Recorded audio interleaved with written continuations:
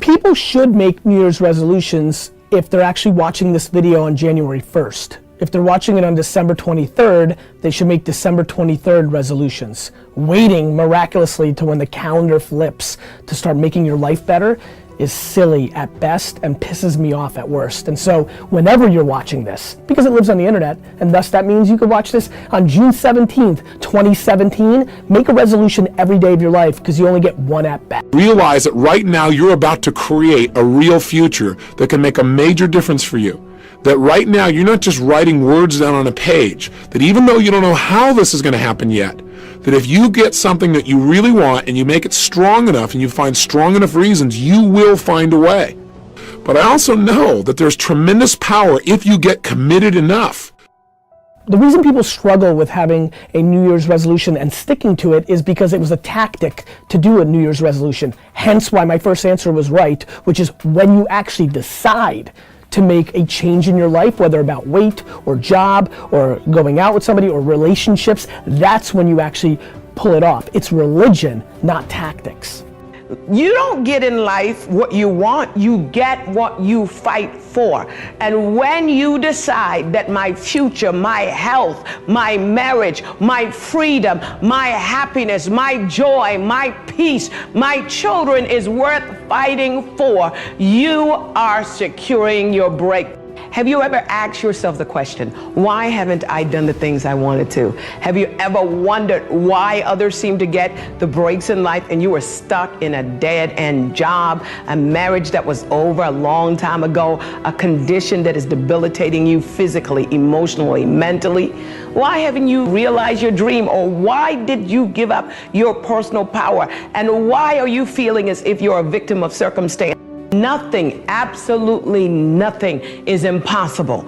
You can begin again. You can believe God again. You can trust again. You can be successful. You can overcome your addictions. You can heal. You can feel alive again. This is when you realize that those things are possible. You are getting a breakthrough. Can you see it? Can you believe it? Walk over and tell somebody, this is my year. This is my destiny year. This is when I step into my purpose. This is when I step into my purpose. This is when I step into my destiny. This is when I get my act together. This is when I get my head on straight. This is your year. This is your year for destiny steps. This is your year to do what you couldn't do before. Go where you couldn't go before. Be what you couldn't be before. This is your year. Make you understand that the major mistake that everybody makes is waiting. Waiting for somebody to pick you, waiting for the right time, waiting for you to feel motivated. It's not coming. For the big stuff, for the hard stuff, it requires a push, always has, always will. Nobody is coming to save your ass. It is up to you. And so if you want to change anything about your life, stop sitting around and wasting your goddamn life and start pushing yourself. Whether it's a fast, or it is starting a business, or it is changing how you talk to your spouse, or it's changing the kind of parent that you are, you got one life. You never know when your time is up. But I do know that you've got time right now to change things. And so the thing you should change is you should take 100% responsibility for your future. You should decide, what is it that you really want your life to look like? Because you only get one of them, and it's not going to start again. But you could start building your future right now. And that begins the moment that you realize that you're never going to feel like doing the things that are hard. You're never going to feel like stepping out of your comfort zone. And the second that you do, the second that you push through, you win. You win because you see yourself becoming the kind of person who takes action. You see yourself believing in your ideas. You see yourself disregarding your own excuses. That is the source of confidence. It's the willingness to try. It doesn't start with belief. It starts with the push. So do yourself a freaking favor and stop thinking about all this stuff and stop commenting and push yourself. Do something.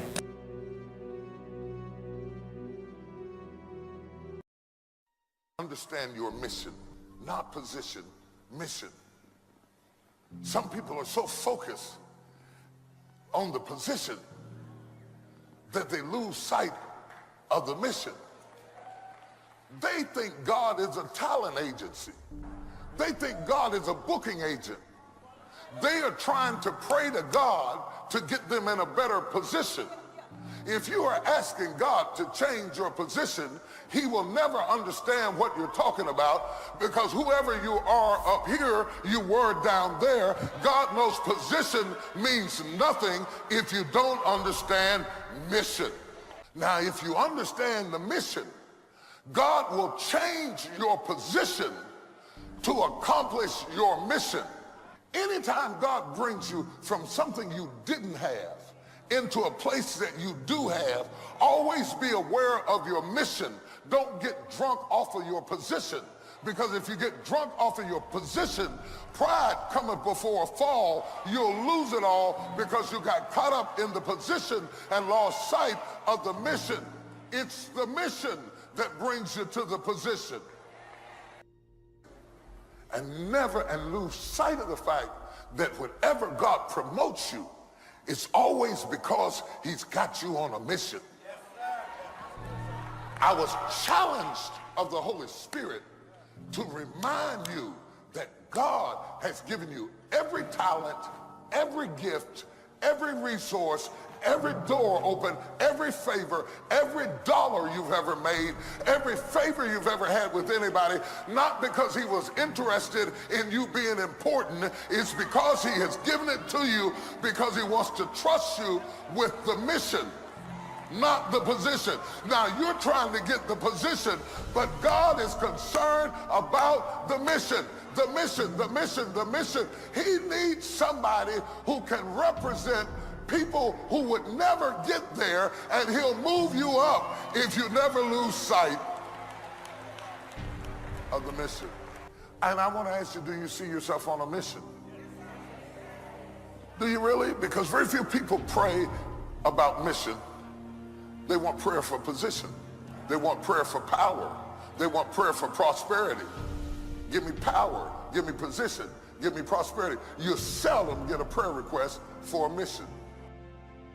Until you can answer the why of it, you'll never get the what of it.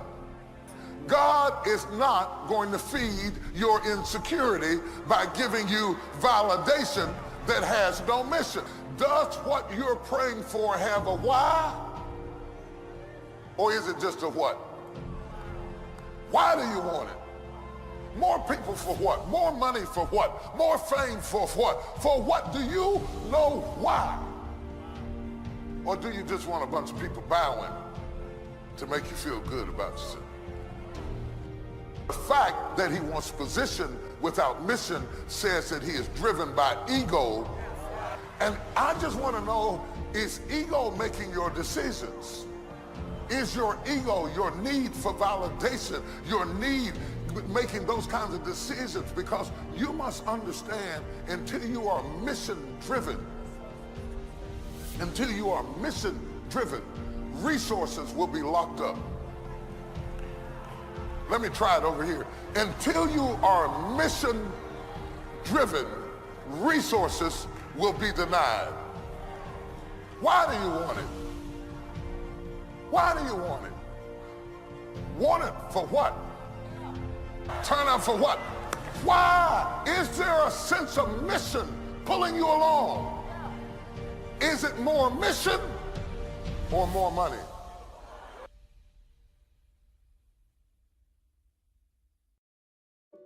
See, it's time now. If you want to make this your decade, you've got to start saying yes to your life. You've got to start saying yes to your dreams, yes to your unfolding future, yes to your potential, as opposed to saying no. See, 87% of our self-talk is negative. So you've got to make a conscious, deliberate, determined effort to say yes to your dreams. Why not? Why not me? Don't spend time like most people going through life complaining. Don't try and get on talk shows and tell everybody how life has done you wrong. Here's what's happening in the audience. 80% don't care, and 50% glad it's you. Is align yourself with powerful people. Align yourself with people that can encourage you, people that can empower you, people that you can learn from, people that you can grow from. That's very important. See, if you have people around you that can contribute to your growth. When I wanted to become a speaker, I joined the National Speakers Association. I wanted to be around the Dr. Norman Vincent Peales, the Zig Ziglars, the Dwayne Dyers. I wanted to be around people that were doing what I wanted to do. I wanted to learn from them. And you want to do that too. You want to align yourself with people who think like you, people who dream like you, people who want more out of life, people that are stretching and searching and seeking some higher ground in life, as opposed to the majority of people. Somebody said, always strive to get on top in life because it's the bottom that's overcrowded. And so you don't want to be on the bottom. See, it's easy to be on the bottom. It doesn't take any effort to be a loser. It doesn't take any motivation, any drive in order to stay down there on a low level. But it calls on everything in you, ladies and gentlemen. You have to harness your will to say, I'm going to challenge myself. Sometimes I have to pull myself out of bed and say, come on, Les. Things I know I should do, I don't do. Things I shouldn't do, I do. I found that the biggest enemy you have to deal with is yourself. There's an old African proverb that says, if there's no enemy within, the enemy outside can do us no harm. Say, birds of a feather flock together. You run around with losers, you will end up a loser. Unconsciously. Unconsciously, you will pick up their ways, you will pick up their habits, you'll pick up, most importantly, their attitude about life. If you're around cynical, negative people all the time, you will become cynical and negative. So you got to watch yourself. Many of us are living out the lives of other people, living out their conclusions, living out of their consciousness. So as you begin to look toward making this your decade, as you begin to look toward making your life different, as you begin to look at yourself, you've got to redefine yourself. Who are you right now? And who must you become in order to create what you want? What has to change about you? What is it that you're doing right now that would be a liability for you? As you begin to look toward the future and take inventory of yourself, what is it about you right now that you've got to leave this behind because this no longer fits? Looking at where you want to go and the kind of person that you must become, the kind of standards that you have for you. What is it that you must do differently? It doesn't matter what happens to you. The only thing matters, what are you going to do about it? That's all that matters. Okay, life knocked you down. What are you going to do about it? How long are you going to sit there and say, you know what they did to me? How long? Who wants to hear that racket? Use that energy to get up from there and move on and get on with your life. You got to learn to let the past go so you can grow. Many people never act on their dreams because they allow their past experiences to determine what their possibilities are. Whatever you've done in the past, that's not a reflection of your possibilities. That's just a reflection of your consciousness. That's just a reflection of your development and your growth. The future is unfolding for you right now. The future is unlimited for you right now.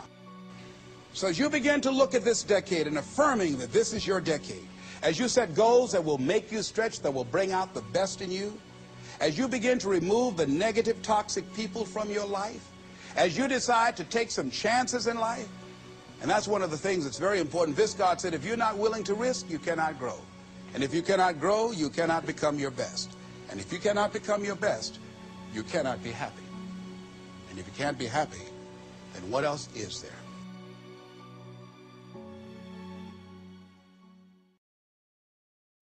What I'm sharing right now is the answer to your problems. It's not that you don't know what to do. You've heard enough to know what to do. You just don't seem to have the strength to do it. To me, courage is not saying that you don't have fear. It's not saying that you don't have anxiety. I had to face my fear. I had to feel it, and I had to do it anyway. And that's what courage is all about. You ask yourself, can I really do this? Can I really go back to school? Can I really heal after a broken marriage? Can I really go on? We all ask those questions sometimes, especially if we've been through a storm, a financial storm, an emotional storm, a relational storm, or even a health storm. When those winds are blowing, it seems as if we're going to capsize in a sea of fear. But hang on for 1 minute. Life is made up of storms. And I've learned from sailing that it all depends on how you adjust your sails. Many of you know that God will make things uncomfortable to stir you up, to get you out of your comfort zone, to get you out of your lazy boy chair, to put you in a place of purpose and destiny where you can stretch your gifts that you didn't even know you had and begin to spread your wings and find out that you are an eagle. Many times when God starts training you, he trains you with trouble, exposing you to various degrees of frustrating situations and then critiquing your response. See, some people don't have that back end. Critiquing your response so that you can learn how you should have handled this particular situation. That everything that we have, see, we don't have to protect what God has given us.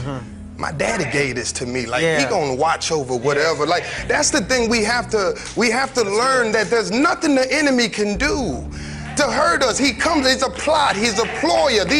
These are all smoke and mirrors. And if we can really just learn to endure through it all, whatever it is, whatever it is in our lives, I don't care. You are not your mistake. And as long as your chest is still moving and your body is hot, you can keep growing. You can keep moving. I'm telling you, I'm learning so much. I'm learning so much. It's painful, but it's necessary. Have you ever lost a job that worked for your good? Have you ever lost a boyfriend that worked for your good? Have you ever went through a trial in your life that worked for your good? Have you ever been raised in a barren situation, but it prepared you for where you are today? And you can work by yourself because you've been by yourself all your life, and you are not persecuted by isolation? Is there anybody that's grateful for things that you once cried about? So, I want to encourage you right now, don't give in, go for it. Don't give up, don't throw in the towel. And even if your back is up against the wall, even if you are on the ropes and you are receiving a rope-a-dope financially, listen, you got to fight back. So you've got to be careful. Your dreams, your visions, your desires, especially those that have been God-given, I want you to pursue them. I want you to believe that all things are possible. It is possible for you to go back to school. It is possible for you to heal your relationship. It is possible for you to go at life alone. Let me tell you something. Nothing is impossible to you. You go on back to that nest if you want to. But you were built to fly.